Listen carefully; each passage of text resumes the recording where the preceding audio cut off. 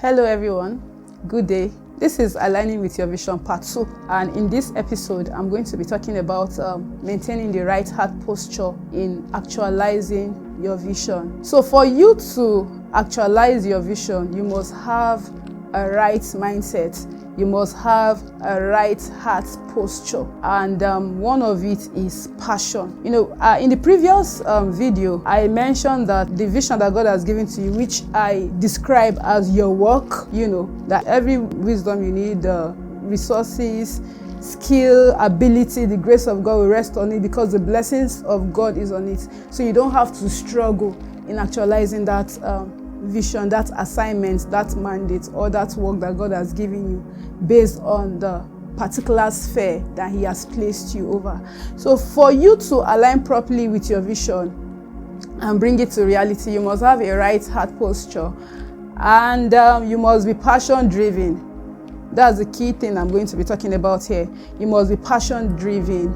A passion is like a fuel that helps you actualize, that drives you into the place of fulfillment of your vision, such that in the face of oppositions, when you are surrounded with naysayers, people who don't believe in your vision and all that, because you are passionate, you become a force that cannot be stopped until you get to your destination, which is the place where your vision actually becomes a reality. Now I'm going to use a case study in the scripture, which is the person of Nehemiah. If you read the book of Nehemiah, starting from Nehemiah chapter 1, Nehemiah was an Israelite, and he was among the persons that were taken captive in Babylon, right? So he was among the set of persons that were taken away from Jerusalem down to Babylon to become slaves. But while in Babylon, he found favor in the sight of God, and he was working as the king's cupbearer. Like, he brings drinks to the king, juice, water, wine, whatever it is that the king wants. So that was the office he was occupying.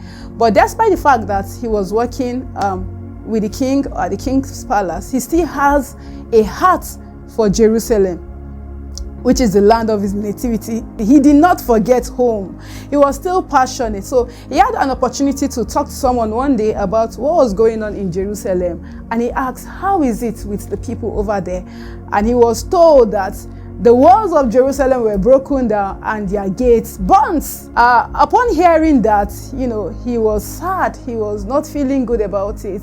And the next thing that came to mind is, how am I going to go back to Jerusalem and rebuild the walls of Jerusalem? And because of do I call it evil report or bad news, he received concerning Jerusalem, he was sad, and it affected his job in Babylon in a sense. One of these days, he brought drink to the king with a very long face, putting up a sad countenance. And you don't try that when you're bringing drinks to the king, having a long face or a sad face with a sad countenance. It can cost you not just your job, it can cost you your life. He was like that, bringing the drink to the king, and the king asked him, are you sick? What's wrong with you? Why is your face like this? And he was like, why would my face be like this when the walls of Jerusalem has been broken down and their walls burnt down and all that? And instead of the king getting angry and mad at him and maybe just give an order, okay, this guy, take him out of this job and execute him, he found favor in the sight of the king. And the king was like, okay, so what do you want? He said, if it pleases you, allow me go back to Jerusalem for a period of time so that I could go rebuild the walls of Jerusalem and fix its gates. And the king granted his request. He did not just give him permission to go back to Jerusalem to rebuild her walls. He also gave him military infrastructure to accompany him so that he will not be harassed on his way. Now, this is what passion can do for you. This is something that would have cost him his life, and I believe it has cost some other persons their lives in the past. But when it got to the case of Nehemiah, instead of him dying, he obtained favor in the sight of the king.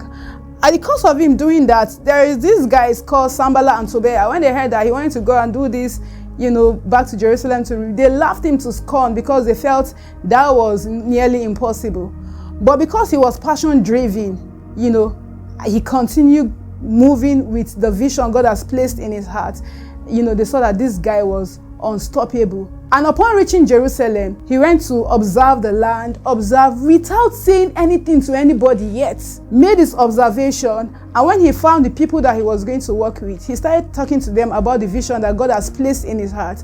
And the heart of his listeners were stirred up, and they said, we are going to arise and build. And that was how God gave him human resources to actualize a vision of rebuilding the walls of Jerusalem. Why do I have to use Nehemiah as a case study? Because same thing applies to us today. Remember, like he told Jeremiah that before I formed you in your mother's womb, I knew you and I ordained you for a purpose. The same way, whatever skill, ability, grace, enablement that God has given to you, it is for a reason. It is for a purpose, which is to bring his kingdom, power, and glory in the different spheres, right? So you must learn how to be passionate about that thing. Don't look at the fact that I don't have this, I don't have that. No, just have passion. That's enough resources for you. Have passion, and by the time you are passion driven, every other thing you need will come. Now also, naysayers will come. Those that want to oppose you, that want to talk you out of that vision, that want to discourage you, that would want to even laugh you to scorn. Prepare your heart for them. They will come. Do you understand? But you don't have to pay attention to them. So when you learn how to be passionate about that, it's enough for you to overcome every opposition, overcome every storm, every barrier. In fact, walk through every barrier and get to the place of fulfilling your vision or fulfilling your assignments. And another thing you need to learn from Nehemiah is how to keep your mouth shut. When you receive that vision, it's still in your heart. You are still incubating, you're still nursing it. It will be very wrong of you to start talking to everyone you meet along the way about it, because you meet people that will quench that vision, that will plot against you. So there are people that your vision intimidates. So you must learn how to keep your mouth shut until by discernment you meet the right people that God has placed on that path that you need to work with. And as you begin to communicate these things with them, their heart will be stirred up. And just like Nehemiah, they will tell you, we are going to arise and build. We are going to arise and do this thing. We are going to put force together with you. We are going to give you the resources. We are going to give you your support. We are going to give you our time and everything you need to actualize that vision. We are going to be a part of it. So this is how passion can bring you to a place where you can actualize and birth your God-given vision. The Lord bless you until I come your way again.